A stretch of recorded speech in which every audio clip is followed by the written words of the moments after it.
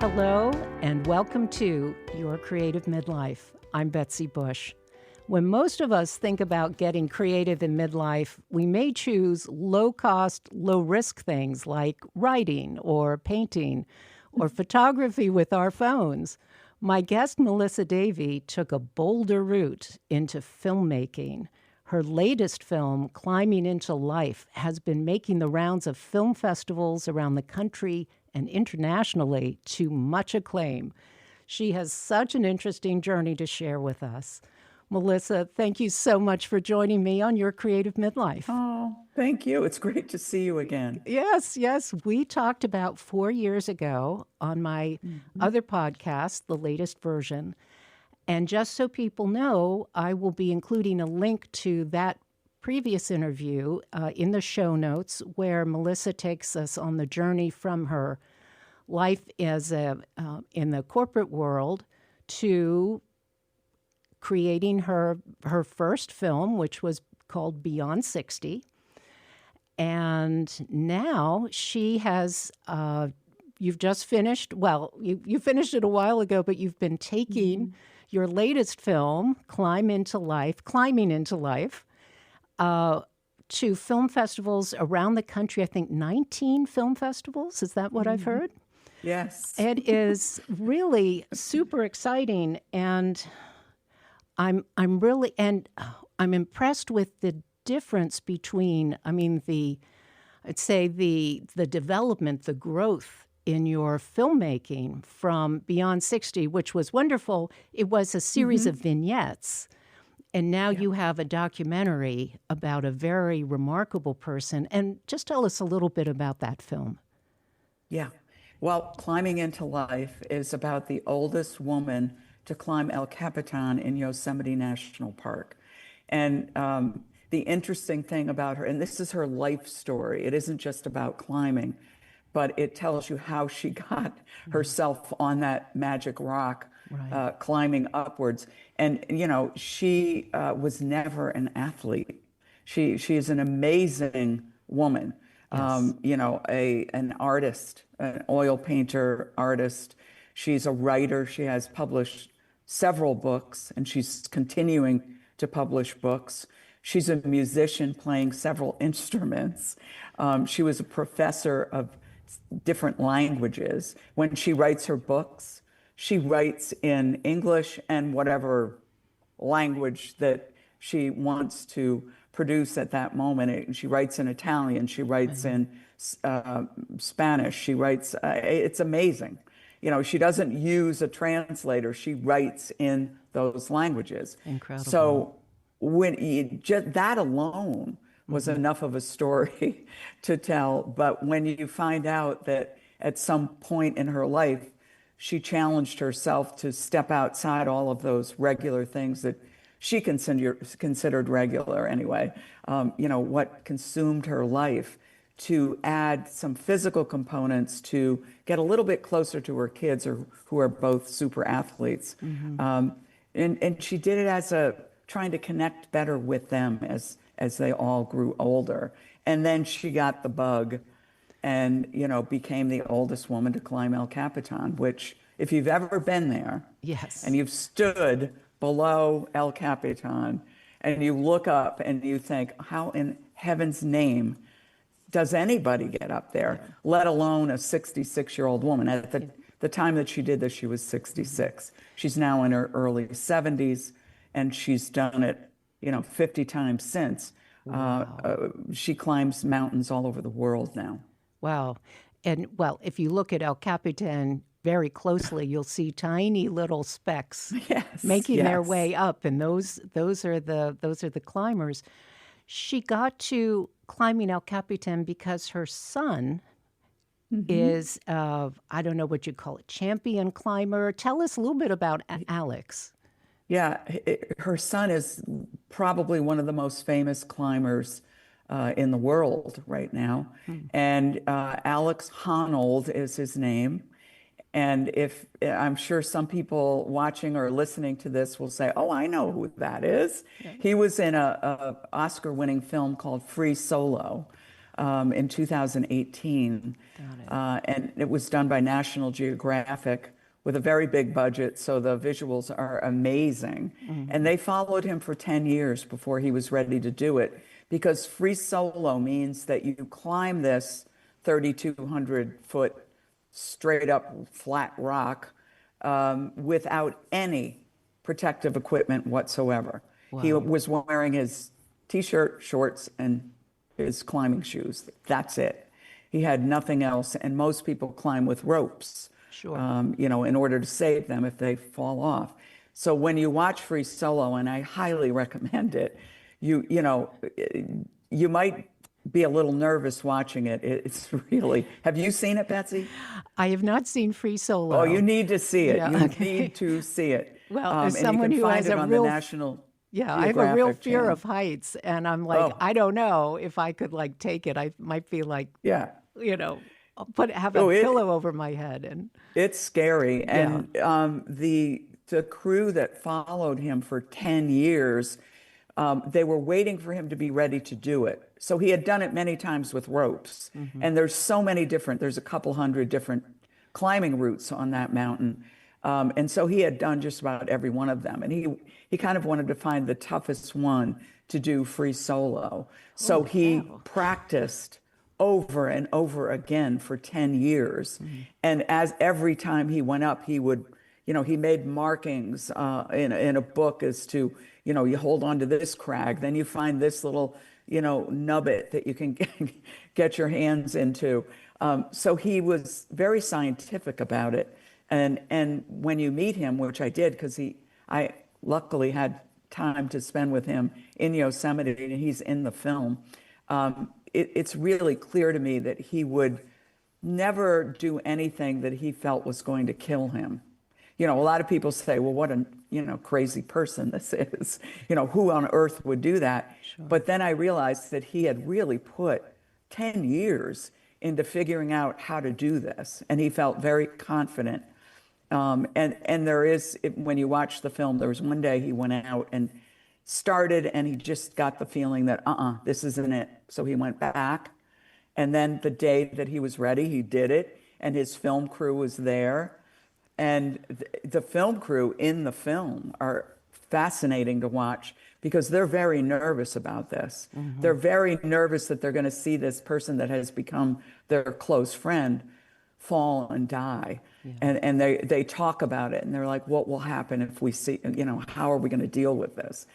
But when he does it, it's just this joyous occasion, and phenomenal ability that this kid has. It's amazing. So anyway, Dierdre is his mom, Right. and she never climbed, but she was really interested in what he was doing and wanted to understand it better. And so she thought maybe she could get closer to him, understand him better, maybe they'd have better dialogue, whatever. And so she asked him to show her the ropes, so to speak, and they started at a climbing gym, and she got the bug. You know, she thought she was just going to do the climbing gym and it would be all over. And then she said, wait a minute, this is way too fun. And then, you know, ventured outside on smaller little mountains and boulders, and, you know, she got the bug, and she's been climbing for a number of years now. So what gave you the idea to talk to Dierdre? And how did you get to know her and introduce this idea of making a documentary about her? Well, it was really funny. It was during COVID, and we were all at home, and I was scrolling on Facebook. Like, I got into Facebook and Instagram and LinkedIn. I was watching what people were doing, talking with people. And one day I saw an innocuous kind of post from somebody I didn't know, and it was talking about this woman, Dierdre Wolownick, and I'd made no connection to Alex. I'd seen Alex's film, but his last name's Honnold, so there was no connection there. And the woman said something to the tune of, you know, she's the oldest woman to climb El Capitan. And I was like, oh, wow, that must be amazing. And so I left I made a comment, and I said, ooh, this sounds like a great film. And I just left it there. I didn't ask for her info, or I wasn't even, during COVID, I wasn't really thinking about, ooh, what's my next film? So the next day, apparently Dierdre saw this comment and she wrote to me and said, "Are you a filmmaker?" And I said, "Well, yes, I am." And she said, "Well, that's great because I want to talk to you because I think I have a movie." And so I thought, oh, well, that's interesting. So for the next 3 months, we met on Zoom. Me listening to her story, her getting to know me trying to figure out, is there a story there, which was pretty early on. It was obvious there was. But, whether it would work. Can she work with me? Can I work with her? And what would it be like? And then decided to do it. Was this after she had made her climb, or were you Yes. there for the climb? Yes, it was the climb. after. It was after 2 climbs of El Cap. She climbed it when she was 66 with Alex. He took her up. And then she climbed it on her 70th birthday. And I met her a year after that. That's so interesting. So it wasn't like you had to persuade her to participate in this. So she knew she had a story. Yes. But what I find interesting in her story that you uncover is the way she was raised. She was raised in a very conservative family. Yes. That really had very strict. Very strict family. And there were things she wanted to do as a high school student, a college student, that her family just like, no, you don't go to, you can't do these other things. Right. And what effect do you think that had on her later life? Do you think a lot of the climbing is kind of breaking out or breaking that mold? Yeah, it definitely is. And honestly, that's why I call it climbing into life, because she felt that moment she was finally free and able to look at herself and see what all of her capabilities were. And that it didn't matter anymore that she waited to figure that out. She just did it when she did it. And, it's just remarkable. The story is remarkable. And we grew up at the same time. I'm a year older than she is. We're both in our mid-70s. And I understand what it was like to grow up in the 50s and the 60s, and the roles that girls played and the roles that boys played, and if you were from a very conservative family like her parents, there was a lot of limitations put on you. You wouldn't be encouraged to play sports, for instance, where nowadays you see many, many young women in sports. But when we were growing up, it was like, maybe you can play on a softball team, or maybe you'll play tennis. But it wasn't this competitiveness or, die-hard kind of sports for women. Women were supposed to, find the love of your life, get married, have kids, and ride off into the sunset. Right. Maybe with a little education thrown in there to make you a well-rounded person. But, in the film, she talks about her inability to understand men and the choices that she made around finding a husband, and how that didn't work out, and why it didn't work out, and that she was ill-equipped, really, to understand what it could be like and what it should be like. So it took her a long time in her life to set herself on a path to climbing into her life. Yeah.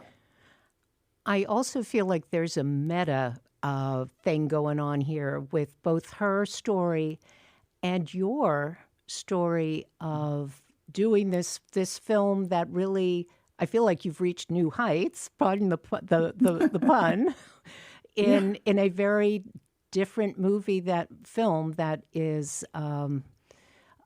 it's more it's one story instead of 6 or however many you had in Beyond 60, but it must have been a sustained effort as opposed to do a story here, do a story there. What was the process like for you? I'd love to hear more about what it Yeah. meant for you to go to this next level of filmmaking. Yeah, this time, with Beyond 60, I brought on a production company because I was, right out of corporate world. I Right. had no idea what I was doing. And they helped me navigate, figuring out what to do, how to do it. And so I always felt that, even when I was scared, it was like, oh, I've got this whole team and they'll help me. This time I produced it and directed it myself. And I had learned from that early film and the production company exactly what I needed to do to make that happen. So I just brought on people as I needed them. For instance, when I went out, I knew that I wanted climbing scenes in Yosemite. So I wanted her on the mountains climbing, and there was no way I was going to be able to do that. So I hired a climbing videographer. Um, I and I wondered ended about up that. That was a hiring question. somebody who climbed with her Oh my before. gosh! Yeah. Wow. Who So knew there that were worked out such really things? well. Right. Yeah. Wow. Uh-huh. Yeah. And what else? What else was different for you this time? I think it was just the burden of knowing that every decision had to be made by me in the moment. Um, and by halfway through the filming, I realized I felt really comfortable with it, where I wouldn't have felt that way years before when I was doing Beyond 60. Hmm. I was like, okay, I get this. I know all that I need to get, and I know that I'll be able to edit at the end to make a story out of this. So what it did for me was give me the confidence and the chops to just go through it and do it to the best of my ability and feel good about doing that. Yeah. Do you have a fear of heights? Were you uncomfortable with the scenes? Let, Way up on the mountain. yes. Yeah. Yes. And let me tell you a story. The first day that we started filming, we were going to walk in and go to the base of El Capitan so that we could get some shots of her climbing up.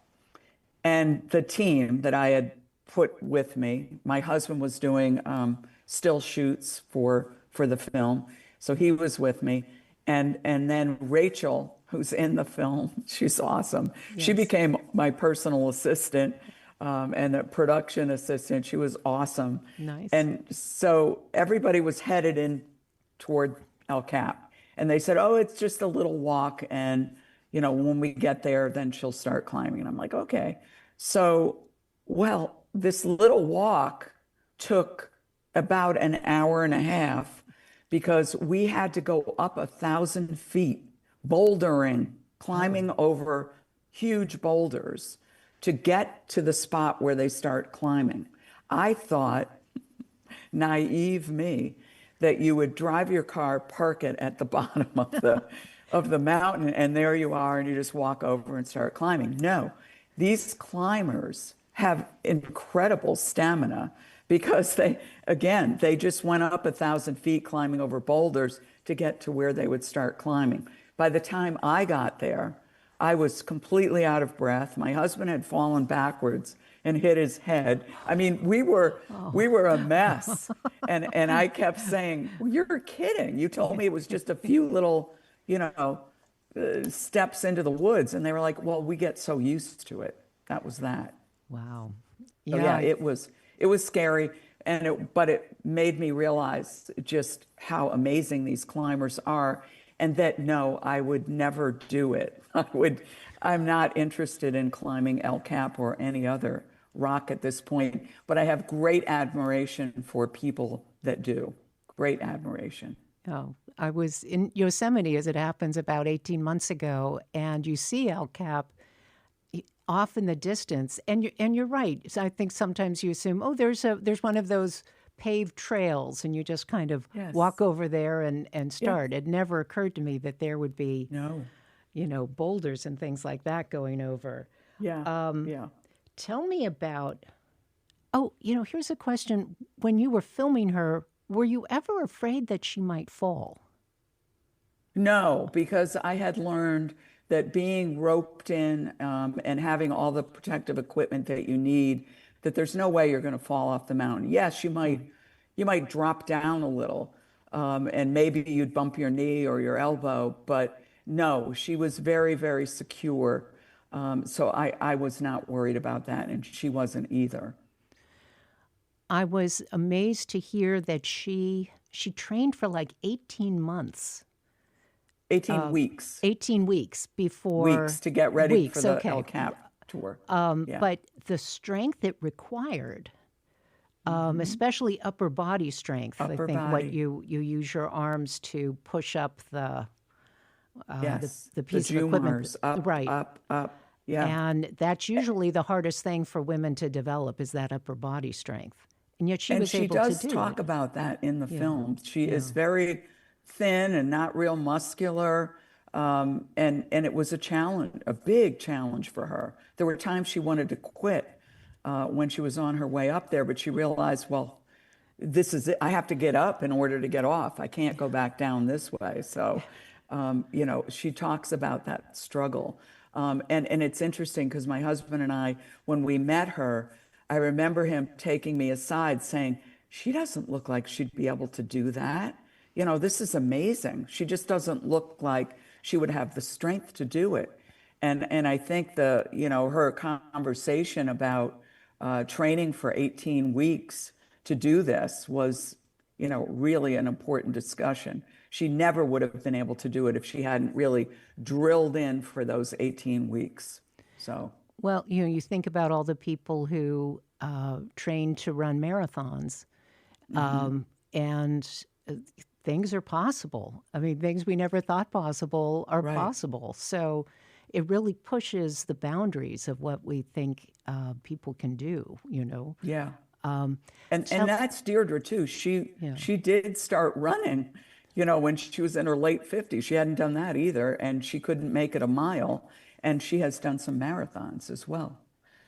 So that remarkable. She's very, very determined individual. Yeah. She has incredible tenacity, much more than I do. So, and myself included, I would say. I kind of wonder sometimes what it would be like to run a marathon, and I'm like, no. I know. Oh, geez. Tell me about the launching of this film, and you've taken it to film festivals. What is that like? What is the process to get a film into a film festival, and then what happens? The process is difficult. The process, and I did it with the first film, and I bombed it, honestly, because there is a platform called Film Freeway, and on that platform, there are the 12,000 film festivals around the world that you might want to apply to. And when you apply, you have to pay a fee for every single one of them. And the odds of getting in are anywhere, they take between 1 and 10% of the submissions into their festival. Wow. So as you get into this, you realize, oh my gosh, there's so many that are going to say no. And that's exactly what happened to me and to everybody I know that makes films. So you try to run the algorithm to look for the festivals that might be interested in a film about an older woman doing something in the outdoors, and you try to work it that way, and the festivals then show up, and you can read about them, and you can research the type of films they've had in past years. It's like a job. It sounds like applying to college, Yes, yes. Yeah, my That's safety exactly school, what it's like. my stretch school, right? Yes. Yeah, the Ivy Leagues, Yeah. Yeah. Oh, cool. And then you have your film and your trailer and your bio all on this, so that when you do choose the ones that you want to submit to, you just hit a button, pay the fee, which is anywhere from $50 to $250 each. You pay the fee, and then boom, the film gets sent over. And then within a period of time, a few months probably, you get a notice that you've been denied. They never tell you why. It's just you didn't get in, or you did. And the majority you don't get into. Yeah. So, and I went into that understanding that at this point. But to get into 19 surprised me, honestly. And the last two, I leave in 2 weeks for England. Great. I'll be at the Kendal Mountain Film Festival in Kendal, England. They came to me and said, we heard about this. Would you please send us your film? We won't charge you, but we want to take a look. And they said, we want you. And then the film festival that we just got back from in Gig Harbor, Washington, did the same thing. They said, we've heard from a filmmaker friend that you have a great film. Let us look at it. So I suppose as you get mature as a filmmaker and people start to recognize you, you might not have to pay the fee for every single one of them. You might be able to, get some interest and they will contact you directly. But it's a long, tedious process. And then you want to go to the film festivals because the more you're engaged, the more opportunity you have to win an award. And we've won 10 awards with this film so far. Fabulous. What are the awards that you won? I'm just curious. I did win one Best Director, which blew me away because that's sort of gold. Yeah. And then Best Documentary, the Inspiration Award. I mean, a number of them, mostly Best Documentary. That's fantastic. Yeah, it is. Wow. Thanks. Congratulations. This really warms my heart. Yeah, it's really exciting. To be 75. Yes. And to be, new at something and to be recognized for it. Just getting into the festival is enough to feel recognized because they only take 1 to 10%. Right. So to win the prizes, the awards, is incredible and affirming, and it makes all the sweat and blood and tears that you put into it worth it. Oh, that is so exciting. What are you learning from looking at the other films at these film festivals? Are you picking up some tips, some ideas, industry stuff? Absolutely. Absolutely. It makes you think about what else you might do. I mean, I've made a commitment to do films about women, older women, because I think it's really important. But then there's other things that I'm really interested in, like politics and the environment. I really, really wanted to go to Ukraine this year or next year to do a film about the women who have taken over basically everything while all their men are at war because they're fascinating and wonderful. But it's gotten to the point where it's so bad over there. I'm being told by the State Department that I shouldn't go.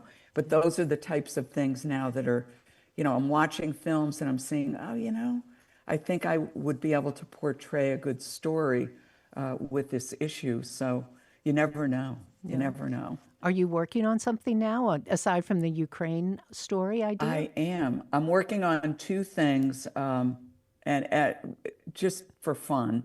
One is my friend Carl out in California is doing a film about his podcast, and I am his mentor and helping him, put the film together. So that's been a lot of fun. Yeah, I also listen to Carl's podcast, so please tell him I said hi. Okay, it's called "I Used to Be Someone," right? I used to be somebody, and he's, he's in that retirement world of, we're still relevant, even after we've retired, and we're that's right, pickleball obsessed, and he's just so excited. He came to my Sacramento premiere for Climbing into Life because that's where he lives, and at lunch that day after we saw the film, he said, I've always wanted to make a documentary. And I said, well, then you should just do it. That's what I did. You should give it a try. So it was a few months later, he goes, okay, you've inspired me, but will you help me? So, I'm helping him do that, and it feels great, and it's been a lot of fun. And we filmed a couple of weeks ago out in Sacramento, and it was a blast. We had such a good time. So that will be good to put together. And then the other thing that I'm working on is the Women's Center of Montgomery County, which is here in Pennsylvania near me. It's a domestic violence group. They do tremendous work, a very sophisticated division that's connected to the hospitals, to the courts, to the lawyers, to the judges. And they are hitting their 50th anniversary. They've lost their funding from the feds, of course. Yeah. And really, they wanted to do a 50-year celebration film, but now they see it also as an educational film, not just for their people that come in to volunteer, but for people to see and understand that this is a pervasive issue around our country that isn't going away, and also as a fundraising tool. Right. So I've just begun the interviews for that, and we'll be working on that for the next several months. Wow, it sounds like two very different projects, but Yes. both interesting. And of course, the domestic violence issue is Yeah. critical, and it breaks my heart to hear that center has lost Yeah, funding. it's amazing. The stories just blow you away, and I think for all of us, we need to understand that there are no socioeconomic barriers in the world of domestic violence. There are lawyers that are abused. There are doctors that are abused. There, college professors. It's not just poor people. And I think that when people recognize that, they might support the efforts a little bit more. So that's kind of my impetus to make it to make a whole story about it. Sure. Tell me how people can see Climbing into Life. Is it going to be available pretty soon on streaming, or? I hope so. Yeah. I hope so. I have hired somebody to go out and try to find distribution for it. And right now, it's harder right now than it was with Beyond 60. All of the streaming platforms are sort of on a wait and see, kind of a holding pattern. And I'm hearing that from all my filmmaker friends as well. It's almost like the world situation and our country situation is holding back a lot of companies from making decisions. They've lowered their staff. They've laid people off. They've made big changes. They want to make sure that they're making decisions at the right time because they want to make money by doing it. So the agent who's out there is saying it's a much different world than even a year ago.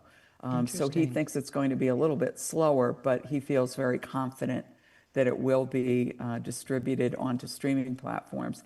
And people can just go to my website at melissadavey.com, and there will be announcements there as to when it's available. But the trailer is on the website right now, so people can see it, and then they can follow along. Do you have any advice for someone who's listening to you now and saying, oh my gosh, this sounds like so much fun. I've always wanted to make a film, or I have a great idea for a film. Do you have any advice for someone who's thinking that now? Yes. I mean, a lot of people look at me or anybody like me that does something later in life, and they say, oh, I could never do that, or I really want to, but I wouldn't know where to begin. And I want to tell people that I'm just an average person. And I didn't know what I was doing when I started it either. Yeah. And the whole point is just to start and to find the people that you need to talk to, the people with the experience. Reach out to people because they are more than happy to give you advice and share their experience, the good, the bad, the ugly. You just have to start. You have to make a list of the things that you're interested in trying, and then pick the one that you think you're the most interested in, and then call somebody. If somebody wants to do a film and they've never done one, call me. And I can give you all of the advice that I have, and I might even send you to a couple of other filmmakers I know, because many of us didn't go to film school. And you don't need to make a film. You just need to have the right people around you to make that happen. So it's not being shy about asking for help. That's what it's about. That's great advice, and that's always the first step, right? Deciding what it is and picking up the phone and getting out there. And I would also imagine making something of a commitment, when you decide you want to make a film, this is what you're going to do. Yes. It's, I find sometimes, and even in my own life, when you're older, you have a lot of things are kind of swirling around you, right? There's home, there's so true. partners, children, grandchildren maybe, and Yep. it's hard to kind of say, hey, this is my time. I'm doing this right now. Yeah. Especially for women, I think. Yeah. You know, that we do, and I do. I have 2 children, I have 3 grandchildren, I have a husband, and, you know, but you figure out the balance and you figure out that you are better as an individual for all those family members if you're doing something that you love. Because it keeps you young, it keeps you engaged, it keeps you happy, excited, motivated. You know, and I can't imagine what it would be like if I wasn't doing this right now, because I did have that choice. I could have just, you know, retired, and I don't know what I would have done. But I don't think I would be as happy or excited or feel as engaged in the world as I do if I wasn't doing this right now. Melissa Davey, this has been an incredible conversation, inspiring. I feel motivated, and I hope my listeners do too, because this is really exciting, and I have my fingers crossed that Climbing into Life is going to be available for streaming. I know you'll keep me in touch, and I'll keep in touch with you about that, because I know everyone listening to this conversation is like, I need to see that movie, right? Because I hope they do. Yeah, that's right. You know, the older woman, the 66-year-old woman who, Dierdre Wolownick, who got herself up to the top of El Capitan and down again in one go, and has done it many, many times since. It's amazing what is possible when you dedicate yourself to it. It's pretty amazing. Thank you so much, Melissa. This has been really a pleasure. Thank you. It's been great talking with you. Great. Thanks so much for tuning into Your Creative Midlife. I'd love to know if you're doing something creative in your midlife. Please reach out to me at yourcreativemidlife.com. And if you liked us, please give us a thumbs up and leave a review. Thanks again. I'm Betsy Bush.